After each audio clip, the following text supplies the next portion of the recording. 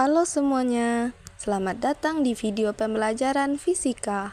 Kali ini kita akan membahas salah satu materi penting, yaitu kinematika dan gerak lurus berubah beraturan atau GLBB. Yuk kita mulai pelajaran dengan santai dan jangan lupa siapkan catatannya ya. Pertama, kita pahami dulu apa itu kinematika.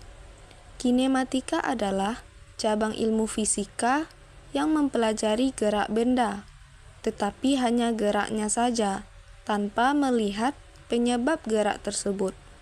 Artinya, kita hanya memperhatikan bagaimana posisi sebuah benda berubah terhadap waktu. Misalnya, bola yang dilempar ke atas, mobil yang melaju lurus, atau seseorang yang sedang berlari. Semua itu adalah contoh gerak yang bisa dipelajari dalam kinematika.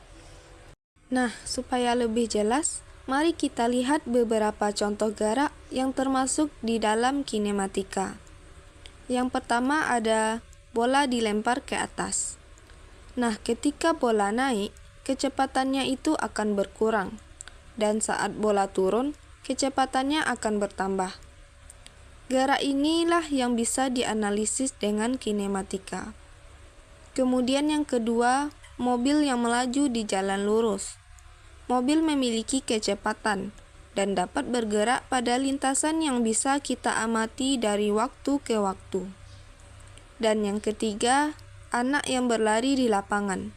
Perpindahan posisi anak dari satu titik ke titik lain menunjukkan terjadinya gerakan. Nah, semua contoh ini menunjukkan bahwa gerak dapat diamati dari perubahan posisi terhadap waktu. Dalam kinematika, gerak secara umum dibagi menjadi dua jenis, yaitu GLB dan GLBB. GLB adalah gerak lurus beraturan, yaitu gerak dengan kecepatan tetap, tidak lebih cepat ataupun tidak lebih lambat. Sedangkan GLBB adalah gerak lurus berubah beraturan. Pada GLBB, kecepatan benda berubah secara teratur, bisa bertambah atau juga bisa berkurang. Contohnya mobil yang dipercepat akan bergerak semakin cepat, sementara mobil yang direm mengalami perlambatan dan kecepatannya menurun secara teratur. Sekarang kita fokus pada GLBB. GLBB adalah gerak benda pada lintasan lurus dengan percepatan yang nilainya tetap atau konstan. Percepatan yang tetap ini membuat kecepatan benda berubah dengan jumlah yang sama setiap detik. Misalnya, jika sebuah benda mengalami percepatan 2 meter per detik kuadrat, berarti setiap detik kecepatannya itu bertambah 2 meter per detik. GLBB bisa terjadi pada benda yang dipercepat, seperti sepeda yang melaju menuruni bukit, ataupun pada benda yang diperlambat, seperti mobil yang sedang direm. GLBB memiliki beberapa ciri utama. Pertama, geraknya terjadi pada lintasan yang lurus. Kedua, kecepatan benda selalu berubah, bisa bertambah ataupun berkurang. Ketiga, percepatan benda tetap atau konstan. Inilah alasan mengapa geraknya disebut berubah beraturan. Keempat, perubahan kecepatan terjadi setiap detik dengan nilai yang sama. Ciri-ciri ini membantu kita untuk dapat mengetahui apakah sebuah benda itu bergerak dengan GLBB atau bukan. Sekarang kita masuk ke rumus-rumus GLBB. Jangan khawatir, rumusnya sederhana dan mudah untuk digunakan. Rumus yang pertama, VT sama dengan V0 tambah A kali T. Ini digunakan untuk mencari kecepatan akhir suatu gerak.